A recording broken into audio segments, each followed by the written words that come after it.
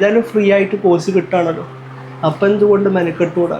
നീ എന്താ വയ്യാത്ത ഒരുത്തനാണല്ലോ, അപ്പം നിന്നെ കൊണ്ട് ഇനിയിപ്പോൾ ഒന്നും പറ്റൂലല്ലോ. അപ്പോൾ നിനക്ക് ചെറിയ എന്തെങ്കിലും ഇരുന്ന് ചെയ്യാൻ പറ്റുന്ന ഒരു ജോബ് നോക്കിക്കൂടെ? അപ്പോൾ ആ സമയത്ത് ഞാൻ പലപ്പോഴും സാറിനോട് ചോദിക്കും, എന്നെ പോലുള്ള ആൾക്കാർക്കൊക്കെ നെറ്റ് നടക്കുമോ? നമുക്ക് ഒരിക്കൽ ഒരു കാര്യം നമുക്ക് മിസ്സായാൽ നമ്മൾ വീണ്ടും ട്രൈ ചെയ്യാതിരിക്കുന്നുണ്ടെങ്കിൽ നമുക്ക് നമ്മളെ സെൽഫ് കോൺഫിഡൻസ് ഇങ്ങനെ കുറഞ്ഞേ വരാം. ഞാൻ എൻ്റെ ലൈഫിൽ തന്നെ ഞാൻ ഈ ഡിഫറെൻ്റ് ഏബിൾഡ് ആയ സമയത്ത് കുറേ സഹിച്ചിട്ടുണ്ട്. അപ്പോൾ നമ്മളൊരു പരീക്ഷ കഴിഞ്ഞാൽ നമ്മൾ ഏറ്റവും കൂടുതൽ നേരിടുന്ന ഒരു ബുദ്ധിമുട്ട് എന്ന് പറഞ്ഞാൽ കുട്ടികളുടെ ഭാഗത്തു നിന്ന് കേൾക്കുന്ന ഒരു കൂടുതൽ സ്ട്രെസ്ഫുൾ ആയിട്ടുള്ള സങ്കടകരമായ സിറ്റുവേഷനും വളരെ ചെറിയ മാർക്കിന് ഇപ്പോൾ 2 or 3 ക്വസ്റ്റ്യനൊക്കെ നെറ്റ് മിസ്സായ ഒരുപാട് ആളുകളുണ്ട്. അത് ഇപ്രാവശ്യം ഉണ്ട്, എല്ലാ പ്രാവശ്യം ഉണ്ടാവും. അപ്പോൾ അങ്ങനത്തെ ഒരു സിറ്റുവേഷനിലൂടെയാണ് കഴിഞ്ഞ എക്സാമിന് ഷഹീദ് ഭായിക്ക് ഉണ്ടായിട്ടുള്ളത്. അപ്പോൾ അങ്ങനെയുള്ള ഒരു സിറ്റുവേഷനിൽ നിന്ന് എങ്ങനെയാണ് മോട്ടിവേറ്റഡ് ആയിട്ട് ഈ JRFലേക്കുള്ള യാത്ര ഷഹീദ് ഭായ് പിന്നെയും ആ ഒരു ട്രാക്കിലേക്ക് ഒന്ന് കണ്ടിന്യൂ ചെയ്തത്? മനസ്സിൽ ആത്മധൈര്യവും ഒരു നിയത്ത് എന്ന് പറയാ, നിയത്തുണ്ടെങ്കിൽ അത് നമ്മളെ കയ്യിൽ കിട്ടിയിരിക്കും. ഞാൻ പിന്നെ ഒരു കാര്യവും ഒരിക്കൽ പരാജയപ്പെട്ടു എന്ന് പറഞ്ഞ് പിന്നെ അത് ഡ്രോപ്പ് ഔട്ട് ചെയ്ത് വിടുന്ന ആളുമല്ല.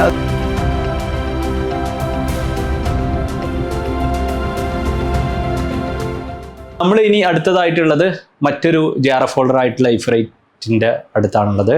അറബിക്കിൽ ഇപ്രാവശ്യം JRF ക്വാളിഫൈ ചെയ്തിട്ടുള്ള മുഹമ്മദ് ഷഹീദിൻ്റെ അടുത്താണ് നമ്മളുള്ളത്. അപ്പോൾ നമുക്ക് ഷഹീദിൻ്റെ ഈ ഒരു JRF ജേണിയെ കുറിച്ച് നമുക്ക് നോക്കാം. സോ ആദ്യം Shaheed, congratulations. Okay thank you. അപ്പം എങ്ങനെയാണ് ഈ നെറ്റിലേക്ക് JRFലേക്ക് നോക്കണം, JRF പ്രിപ്പയർ ചെയ്യണം എന്നുള്ള ഒരു ഡിസിഷനിലേക്ക് എത്തുന്നത്? JRF പ്രിപ്പയർ ചെയ്യണം, നെറ്റ് ഒന്ന് റെഡിയാക്കണം എന്നുള്ളത് എനിക്ക് ആദ്യം ആ ഒരു മൈൻഡ് സെറ്റ് വരാൻ കാരണം, ആദ്യം തന്നെ പറയുകയാണെങ്കിൽ ഞാൻ കൂടുതലും എവിടെയും ഷെയർ ചെയ്യാത്തൊരു വിഷയമാണ്. അതായത് ഈ നമുക്ക് അറബിക്കിനെ സംബന്ധിച്ചിടത്തോളം ഈ അറബിക് ലിറ്ററേച്ചർ എന്നുള്ളത് വലിയൊരു, നെറ്റിന് പഠിക്കുന്നില്ലെങ്കിൽ തന്നെ, നെറ്റിന് പ്രിപ്പയർ ചെയ്യാത്ത ഒരാളെങ്കിൽ തന്നെയും കുറച്ച് വൈഡായിട്ടുള്ള ഏരിയ ആണ്. അതായത് പണ്ടത്തെ പ്രാചീന കാലഘട്ടം മുതൽ ഇന്നത്തെ പുതിയ കാലഘട്ടം വരെയുള്ള എല്ലാം, അതായത് അസറുൽ ഹദീസ് എന്ന് പറയാം, ആധുനിക കാലഘട്ടം വരെയുള്ളത്. പണ്ട് നമ്മൾ അറബികളല്ലാത്ത ഇസ്ലാം ആശ്ലേഷിക്കാത്ത പണ്ടത്തെ സമൂഹം മുതൽ ഇന്ന് വരെയുള്ള എന്തൊക്കെ പ്രധാനപ്പെട്ട ലിറ്ററേച്ചറുമായിട്ട് ബന്ധപ്പെട്ടിട്ടുള്ള വിഷയങ്ങളുണ്ടോ അതൊക്കെ ഇൻക്ലൂഡഡ് ആണ് അറബി സാഹിത്യം എന്ന് പറയും. അപ്പോൾ നെറ്റ് അതിലേക്ക് വരാനുണ്ടായ കാരണം എന്താ വെച്ചാൽ, എനിക്ക് പണ്ടേ ലിറ്ററേച്ചർ ഭയങ്കര ഇഷ്ടമാണ്. അപ്പോൾ എന്നെ സംബന്ധിച്ചിടത്തോളം ഞാൻ ഡിഫറെൻ്റ്ലി ഏബിൾഡ് ആണ്. പക്ഷെ അതേ സമയത്ത് എന്നോട് പലരും പറയുന്നൊരു കാര്യം ഉണ്ടായിരുന്നു പണ്ട് മുതൽ, നീ വയ്യാത്ത ഒരുത്തനാണല്ലോ, അപ്പം നിന്നെ കൊണ്ട് ഇനിയിപ്പോൾ ഒന്നും പറ്റൂലല്ലോ. അപ്പോൾ നിനക്ക് ചെറിയ എന്തെങ്കിലും ഇരുന്ന് ചെയ്യാൻ പറ്റുന്ന ഒരു ജോബ് നോക്കിക്കൂടെ? അപ്പം അങ്ങനെ ഇരിക്കുമ്പോൾ എനിക്ക് ഇഷ്ടപ്പെട്ട സബ്ജക്റ്റ് ഏതായാലും അറബിക്കാണ്. പിന്നെ അറബിക്കിൻ്റെ സ്കോപ്പ് എനിക്ക് കൂടുതൽ മനസ്സിലാക്കി തന്നപ്പോൾ വെച്ചാൽ, ഞാൻ ടീച്ചേഴ്സ് നല്ല ഹെൽപ്പ് ചെയ്തിരുന്നു.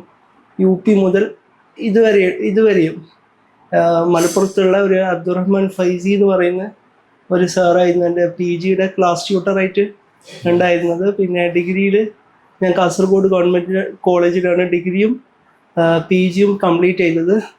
അപ്പോൾ PG കംപ്ലീറ്റ് ചെയ്യുന്ന സമയത്തും ഡിഗ്രിയുടെ സമയത്തൊക്കെ നല്ല ഹെൽപ്പായിട്ടുണ്ട്. പിന്നെ ഇതിലേക്ക് വരാനുള്ള മെയിൻ കാരണം എന്താ വെച്ചാൽ, പലപ്പോഴും ഞാൻ ഡിഗ്രി സെക്കൻഡ് ഇയർ പഠിക്കുന്ന സമയത്ത് തന്നെ പലപ്പോഴും അറബിക്കിൻ്റെ ഓരോ ടോപ്പിക്കുകൾ, അറബി സാഹിത്യത്തിൻ്റെ ഓരോ ടോപ്പിക്കുകൾ തന്നിട്ട് അതിൻ്റെ സെമിനാർ പ്രസൻറ്റേഷൻ പലപ്പോഴും സ്പീച്ച് സ്റ്റാൻഡിന് മുമ്പിൽ എന്നെ കൊണ്ടാണ് ചെയ്യിപ്പിക്കുക. അപ്പോൾ എനിക്കൊരു പരിപാടിയുണ്ട്, ഇങ്ങനെ ഓരോന്ന് നോട്ട് ചെയ്ത് വെക്കുക. അതേ സമയത്ത് ഞാനിങ്ങനെ ചോദ്യം ചോദിച്ചുകൊണ്ട് നിൽക്കുന്ന ഒരു ആളും കൂടിയാണ്. അപ്പോൾ അതുകൊണ്ട് തന്നെ ടീച്ചേഴ്സിന് ഭയങ്കര ഇഷ്ടമായിരുന്നു. അപ്പോൾ ആ സമയത്ത് ഞാൻ പലപ്പോഴും സാറിനോട് ചോദിക്കും, എന്നെ പോലുള്ള ആൾക്കാർക്കൊക്കെ നെറ്റ് നടക്കുമോ? എന്നെ പഠിപ്പിച്ചൊരു റിയാസ് ഹുദവി ഉണ്ടായിരുന്നു. മൂപ്പരിപ്പോൾ സർ സെയ്ദ് കോളേജിൽ വർക്ക് ചെയ്യാണ്, ഡോക്ടറേറ്റ് ഒക്കെ ഉള്ള ആളാണ്. ഇന്നലെ വരെ വിളിച്ച് സംസാരിച്ചിട്ടേ ഉള്ളൂ, സന്തോഷങ്ങൾ അറിയിച്ചിട്ടേ ഉള്ളൂ. അപ്പോൾ മൂപ്പരൊക്കെ ഭയങ്കരമായിട്ട് സപ്പോർട്ട് ചെയ്യും. പിന്നെ ഈ അറബിക്കിൻ്റെ മേഖല എന്ന് പറയുന്നത് ഒരുപാട് സ്കോപ്പുകളുണ്ട്. ട്രാൻസ്ലേഷൻ ആയാലും നമ്മളുടെ ഇനിയിപ്പോൾ ബിസിനസ് ഫീൽഡ് ആയാലും വിശാലമായ ഒരു ഏരിയ ആണ്. ഈ JRF ഒക്കെ നേടിക്കഴിഞ്ഞാൽ, നെറ്റൊക്കെ നേടിക്കഴിഞ്ഞാലുള്ള ബെനിഫിറ്റ് എന്ന് പറഞ്ഞാൽ, ഞാൻ ഡിഫറെൻ്റ്ലി ഏബിൾഡ് ആയിട്ടുള്ള ആൾക്കാർക്ക് വേണ്ടി അവരിൽ ഒരാളായിട്ടും കൂടിയാണ് ഇത് സംസാരിക്കുന്നത്, എനിക്ക് വേണ്ടി മാത്രമല്ല. അപ്പോൾ ഇങ്ങനെയുള്ളവർ, ഡിഫറെൻ്റ്ലി ഏബിൾഡ് ആയിട്ടുള്ളവർ ഈ ഒരു മേഖലയിലേക്ക് വന്നാൽ, അതായത് നെറ്റൊക്കെ ക്വാളിഫൈ ചെയ്ത് JRF ഒക്കെ ആയിട്ട് വന്നാൽ അവർക്ക് സ്പെഷ്യൽ കോട്ട ഉണ്ട്. സ്കൂളിലാണെങ്കിലും കോളേജിലാണെങ്കിലും സ്പെഷ്യൽ കോട്ട ഉണ്ട്. അതൊക്കെ ഞാൻ ചോദിച്ചന്വേഷിച്ച് കുറേ വർഷങ്ങൾ പിന്നാലെ നടന്നിട്ട് എല്ലാം മനസ്സിലാക്കിയിട്ടാണ് ഞാൻ നെറ്റിന് ആദ്യം തയ്യാറാവുന്നത്. അതിന് ഐഫർ എന്നുള്ളത് ഒരുപാട് സഹായിച്ചിട്ടുണ്ട്. അതിൻ്റെ വലിയൊരു റീസൺ എന്ന് വെച്ചാൽ, എൻ്റെ കൂടെ ഡിഗ്രി ഞാൻ 2016 കാസർഗോഡ് ഗവൺമെൻറ് കോളേജിൽ പഠിക്കുമ്പോൾ എൻ്റെ കൂടെ പഠിച്ച ഒരു നാസർ എന്ന് പറയുന്ന ബോവിക്കാനത്തുള്ളൊരു സുഹൃത്ത് മുഖേന അവനാണ് എന്നോട് പറയുന്നത്, ഐഫർ നിങ്ങളെപ്പോലുള്ളവർക്ക് നല്ലൊരു സപ്പോർട്ട് തരുന്നുണ്ട്, അപ്പം നിനക്കതിൽ കൂടി പഠിച്ചാൽ ക്വാളിഫൈ ചെയ്യാൻ പറ്റും. പിന്നെ എന്നോട് ടീച്ചേഴ്സ് പലപ്പോഴും പറയും, നീ സ്പീച്ച് സ്റ്റാൻഡിൽ നിന്നിട്ട് ഇങ്ങനെ പല കാര്യങ്ങളും നീ നിൻ്റെ രീതിയിൽ പ്രസൻറ്റ് ചെയ്യുന്നത് കൊണ്ട് നിനക്ക്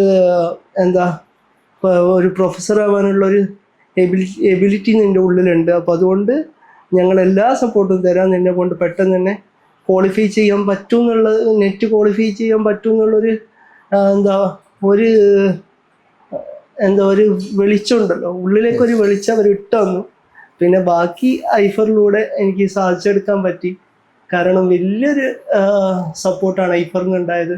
നമ്മളെ അറബിക്കിൻ്റെ മെൻ്ററായിട്ടുള്ള റാഫി സാർ ആണെങ്കിലും മിത്ര മാം ആണെങ്കിലും, ഇപ്പോൾ ഞാൻ നേരിട്ട് പരിചയപ്പെടാൻ ഭാഗ്യം കിട്ടിയ അനീസ് പൂവത്തി സാർ അടക്കം, ഞാൻ ഭംഗി വാക്ക് പറയല്ല, ഞാനത് നേരിൽ കണ്ട് പറയണമെന്ന് വിചാരിച്ചതായിരുന്നു. പിന്നെ അറബിക്കിൻ്റെ വിഷയത്തിൽ, അറബിക്ക് എന്ന് പറയുന്നത് ഓരോ സമയത്തും ഇങ്ങനെ അപ്ഡേറ്റ് ആയിക്കൊണ്ട് പോവാം. പിന്നെ അറബിക്കിൻ്റെ പ്രത്യേകത എന്ന് പറഞ്ഞാൽ, ചെറിയൊരു ഹർഫ് മാറിയാൽ, അതായത് ചെറിയൊരു കുത്ത് മാറിയാൽ മൊത്തം മാറുന്നൊരു വിഷയം. അപ്പം അത്രക്കും മൈൻഡ് കൊടുക്കണം, എന്നാൽ മാത്രമേ അറബിക്കിലൊക്കെ നേടാൻ പറ്റുള്ളൂ. കുറച്ച് കഷ്ടപ്പെടണം. പിന്നെ ഞാൻ കഷ്ടപ്പെട്ടിട്ടുള്ളത്, ഇപ്പം ഞാൻ സ്കൂളിൽ ഡെയിലി വേജായിട്ട് വർക്ക് ചെയ്യാണ് കാസർഗോഡ് മൊഗ്രാൽ GVHS മൊഗ്രാൽ എന്നുള്ള സ്കൂളിൽ. അപ്പോൾ അവിടെ വർക്ക് ചെയ്യുന്ന സമയത്ത് ആ വർക്കിംഗ് ടൈം കഴിഞ്ഞിട്ട് രാത്രി കയ്യിൽ മൊബൈൽ ഫോൺ ഉണ്ടാവും. എല്ലാവരും എന്നെ അനുകരിക്കണം എന്നല്ല ഞാൻ പറയുന്നത്, ഞാൻ എൻ്റെ ഒരു ഐഡിയ വെച്ച് പഠിച്ചതാണ് പറയുന്നത്. കയ്യിൽ മൊബൈൽ ഫോൺ എപ്പോഴും ഉണ്ടാവുമല്ലോ. അപ്പോൾ ഐഫറിൻ്റെ ആപ്പ് ഒന്ന് ഓപ്പൺ ചെയ്യുക, കുറച്ചൊന്ന് PDF വായിക്കുക, എന്നിട്ട് എൻ്റെ രീതിയിൽ സംഭവം ഒന്ന് ഷോർട്ടാക്കി മനസ്സിലാക്കുക. എല്ലാ 10 യൂണിറ്റാണ് സബ്ജക്റ്റിനുള്ളത്, 10 യൂണിറ്റും ഒന്ന് ഷോർട്ടായി മനസ്സിലാക്കി വെക്കുക. എന്നിട്ട് എൻ്റെ രൂപത്തിൽ എൻ്റേതായിട്ടുള്ള രീതിയിൽ കോഡ് ഭാഷ ഉണ്ടാക്കി പഠിക്കുക. അങ്ങനെ കഴിഞ്ഞ ജൂൺ 24 ജൂണിലാണ് നെറ്റ് കിട്ടിയത്. ആ സമയത്താണ് എനിക്ക് JRF കട്ട് ഓഫ് മാർക്കിൽ 5 മാർക്കിനാണ് JRF പോയത്. അപ്പം തന്നെ ആകെ ടെൻഷനായിരുന്നു. പിന്നെ ഞാൻ പഠിച്ചത് എങ്ങനെയാണെന്ന് വെച്ചാൽ, രാത്രി കിടക്കുന്ന സമയത്ത് എന്തായാലും പെട്ടെന്നൊന്നും ഉറക്കം വരില്ല. അപ്പോൾ ചില സമയത്ത് ഇങ്ങനെ ഐഫറിൻ്റെ ആപ്പ് ഓപ്പൺ ചെയ്തിട്ട് വീഡിയോ ഓപ്പൺ ചെയ്യുക, എന്നിട്ട് അത് ലോഡാക്കി വെക്കുക, റിപ്പീറ്റ് കേട്ടുകൊണ്ടിരിക്കുക. എന്നിട്ട് ഈ അറബി സാഹിത്യത്തിലെ ആളുകൾ അവരുടെ കവിതാ ശകലങ്ങൾ, അവരുടെ കവിതയുടെ രാഗങ്ങൾ, അതിന് ബലാഗ എന്ന് പറയാം, അപ്പോൾ അതിൻ്റെ അറൂല എന്ന് പറയാം. അപ്പോൾ അതിൻ്റെ കാര്യങ്ങളൊക്കെ പഠിക്കാനൊക്കെ ഉണ്ടാകുന്ന സമയത്ത് ഞാൻ ഇങ്ങനെ ഐഫറിൻ്റെ ആപ്പ് ഓപ്പൺ ചെയ്തിട്ട് റാഫി സാറിൻ്റെ ക്ലാസ് ആയാലും അങ്ങനെ കിട്ടുന്ന കാര്യങ്ങളൊക്കെ കേട്ട് ഞാൻ റിപ്പീറ്റ് ചെയ്ത് പഠിച്ചു പോയതാണ്. രാത്രി ചില സമയത്ത് ഉറങ്ങുന്ന സമയത്ത് ചിലപ്പം ഒരു 9:45 ശേഷമൊക്കെ ഇപ്പോൾ ആയിരിക്കും പഠിക്കാനിരിക്കുക. ഒരു 10:30-11 മണിക്ക് മുമ്പ് ഇരിക്കും. അങ്ങനെ ഇരുന്നാൽ ചിലപ്പം ഒരു 1:30, 1:45, 2 മണിയൊക്കെ ആവും. അങ്ങനെ 1 വർഷം കഷ്ടപ്പെട്ടു, സത്യം പറയാലോ. വെറുതെ ഇങ്ങനെ നെറ്റ് കിട്ടൂല. അങ്ങനെ ഒരു വർഷം കഷ്ടപ്പെട്ടപ്പോൾ ആദ്യത്തേൽ നെറ്റ് വിത്ത് PhD ആയി. കട്ട് ഓഫ് 5 മാർക്കിന് JRF പോയി. അതേ ശ്രമം കുറച്ചും കൂടി ഞാനൊന്ന് സ്ട്രോങ് ആക്കി, കുറച്ചും കൂടി സമയം കൂട്ടി, ഈ രാത്രി ഉറക്കം ഒഴിവാക്കി പഠിച്ച സമയത്ത് അതിൻ്റെ റിസൾട്ട് JRFൻ്റെ രൂപത്തിൽ വന്നു.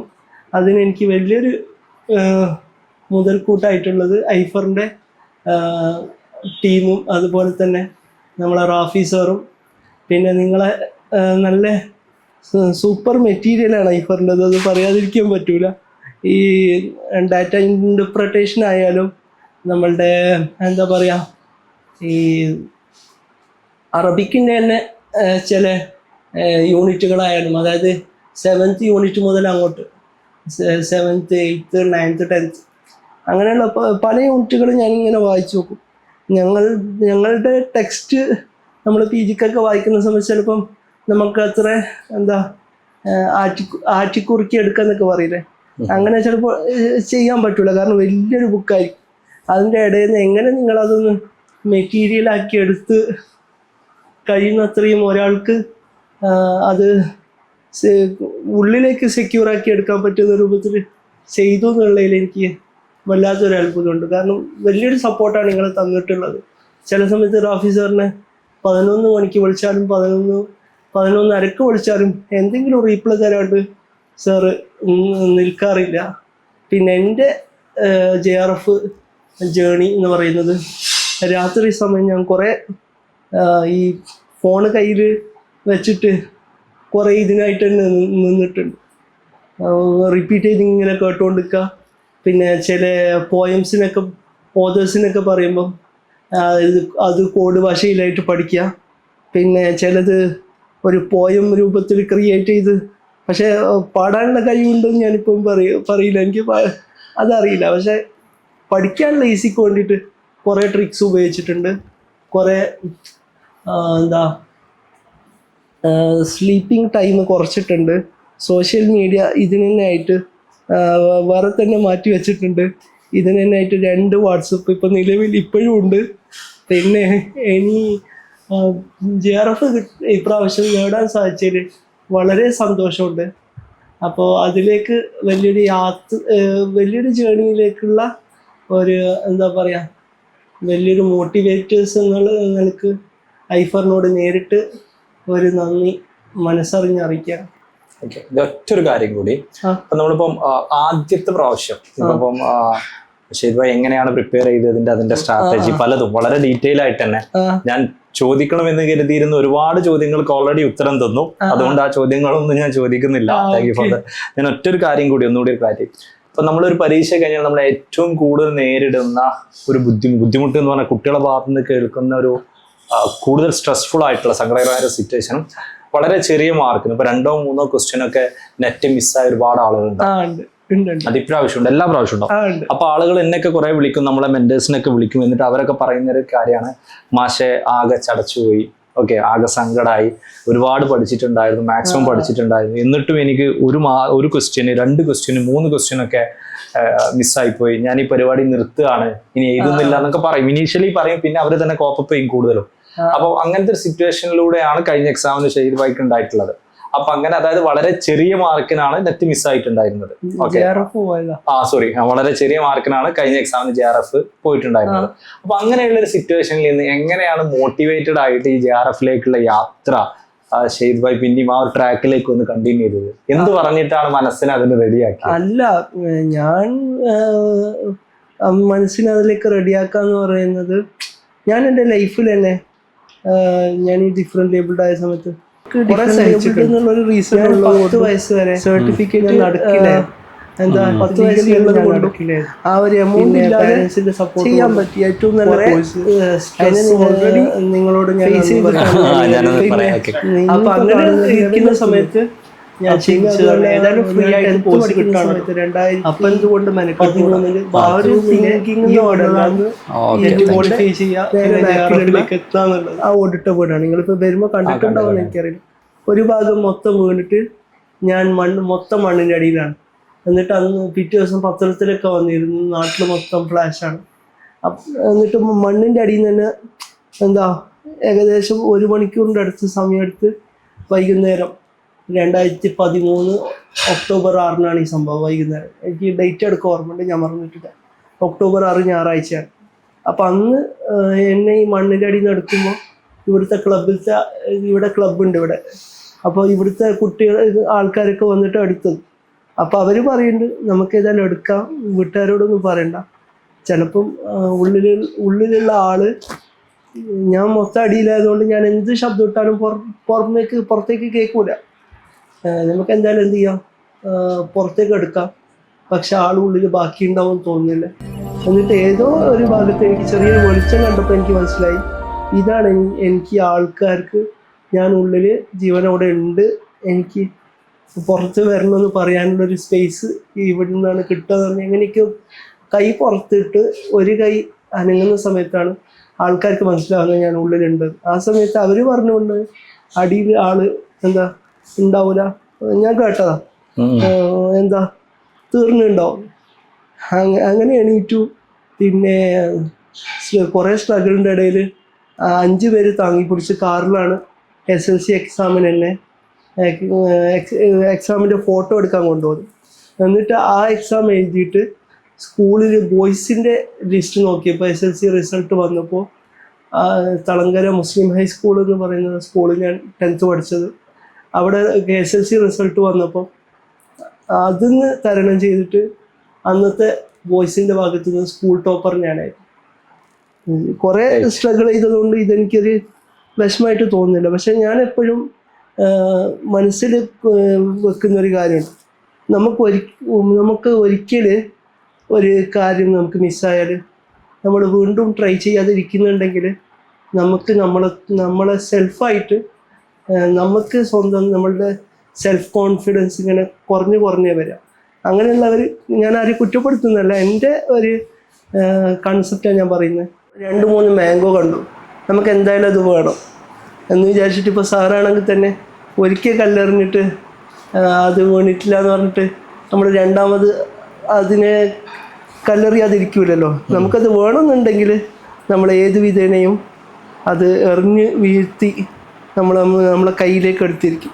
അതേമാതിരിയാണ് ഒരിക്കലും നമുക്ക് പോയിട്ടുണ്ടെങ്കിൽ പിന്നെ നമ്മൾ മനസ്സിലാക്കണത്, ഇപ്രാവശ്യം ഞാൻ എങ്ങനെയാണോ ട്രൈ ചെയ്തത് അതിൽ നിന്ന് കുറച്ച് മാറ്റി, കുറച്ച് സ്റ്റൈലൊക്കെ ഒന്ന് ചേഞ്ച് ചെയ്ത് ഇതിനേക്കാളും കുറച്ചൊന്ന് ഉഷാറായി ഞാനൊന്ന് ഉയർത്തെഴുന്നേറ്റാൽ എന്നെക്കൊണ്ട് നടക്കും എന്നുള്ളത് നമ്മൾ മനസ്സിലേക്ക് കൊണ്ടുവന്നാൽ JRF മാത്രമല്ല, ഇനി അതിനേക്കാളും മേലെ എന്തെങ്കിലും ഉണ്ടോയെന്ന് എനിക്കറിയില്ല. PhDക്ക് മുകളിൽ ഇനി എന്തെങ്കിലും ഉണ്ടെങ്കിൽ നമുക്ക് സെൽഫായിട്ട് മനസ്സിൽ ആത്മധൈര്യവും ഒരു നിയത്ത് എന്നാ പറയാ, നിയത്തും ഉണ്ടെങ്കിൽ അത് നമ്മളെ കയ്യിൽ കിട്ടിയിരിക്കും.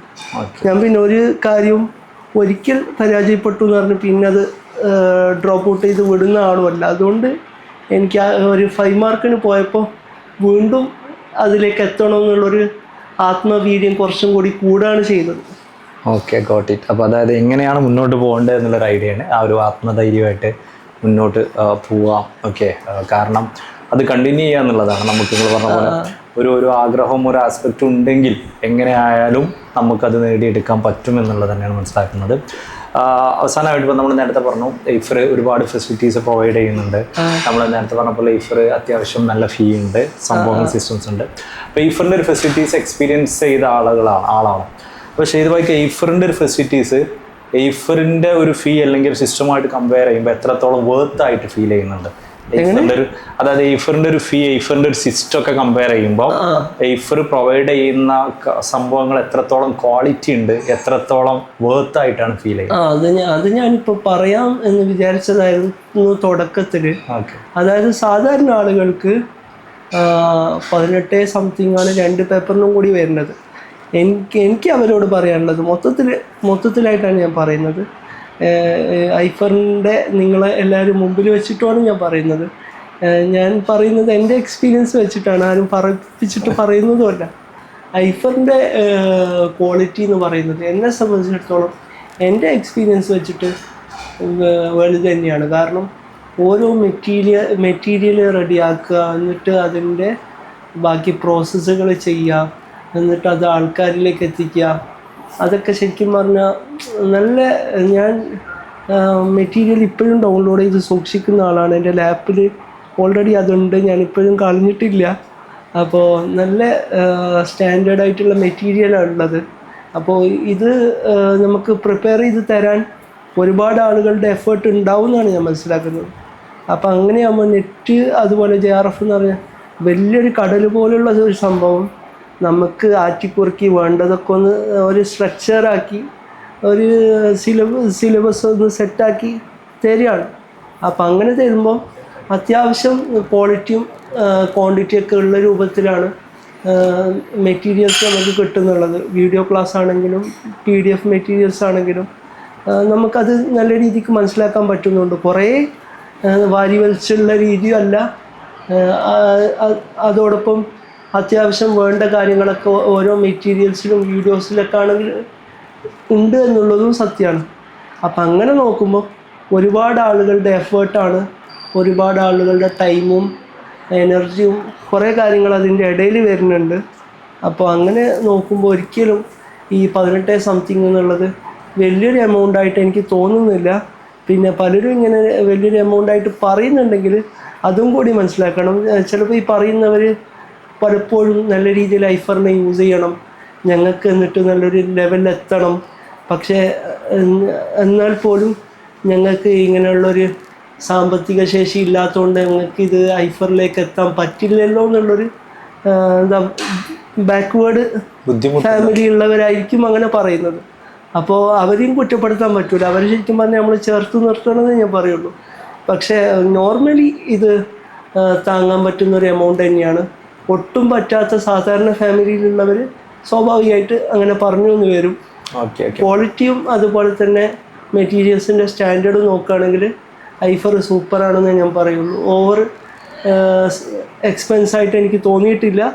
ഇനിയും നല്ല രീതിയിൽ ഇങ്ങനെയുള്ള മെറ്റീരിയൽസ് അതുപോലെ തന്നെ ഇങ്ങനെയുള്ള സ്റ്റഡി ബേസ്ഡ് ആയിട്ടുള്ള കാര്യങ്ങൾ സുതാര്യമായ രീതിയിൽ ആൾക്കാർക്ക് നല്ല രീതിയിൽ പ്രൊവൈഡ് ചെയ്യാൻ സാധിക്കട്ടെ എന്നത് മാത്രമേ ഞാൻ പറയുന്നുള്ളൂ. ഓക്കെ, ഞാൻ സാറ്റിസ്ഫൈഡ് ആണ്. ഓക്കെ അപ്പം നമ്മളത് പറഞ്ഞു എത്രത്തോളമാണ് അതിൻ്റെ ഒരു ഇമ്പോർട്ടൻറ്റ്. ഇപ്പോൾ ഇതിൽ പറഞ്ഞ പോലെ ഇതിൽ ബുദ്ധിമുട്ടുള്ള കുറച്ച് അൺപ്രിവിലേജ്ഡ് ആളുകൾ ഉണ്ടാവും. അവർക്ക് വേണ്ടിയിട്ട് ഐഫർ സ്കോളർഷിപ്പും ഒരുപാട് പ്രോഗ്രാം ചെയ്യുന്നുണ്ട്. ഞാൻ ഐഫറിൻ്റെ ഓൾ ഇന്ത്യ ലെവൽ സ്കോളർഷിപ്പ് കണ്ടിരുന്നു. ഞാൻ എൻ്റെ ജൂനിയേഴ്സ് ആയിട്ടുള്ള പലർക്കും ആ സ്കോളർഷിപ്പ് എക്സാം നിങ്ങൾ അറ്റൻഡ് ചെയ്യണം, എന്നിട്ട് നിങ്ങൾ പരമാവധി അത് യൂട്ടിലൈസ് ചെയ്തിട്ട് ആ ഒരു പ്ലാറ്റ്ഫോമിലേക്ക് എൻ്റർ ആവാൻ നോക്കണം എന്ന് സജസ്റ്റ് ചെയ്ത ആളാണ്, ഇപ്പോഴും പറഞ്ഞുകൊണ്ടിരിക്കുന്ന ആളാണ്. ഓക്കെ ഓക്കെ അപ്പോൾ നമ്മളതിൽ ആ ഒരു ഇൻക്ലൂസീവ് എഡ്യൂക്കേഷൻ. അപ്പോൾ ഏതായാലും ഷെയ്ദ് ഒരുപാട് സന്തോഷം.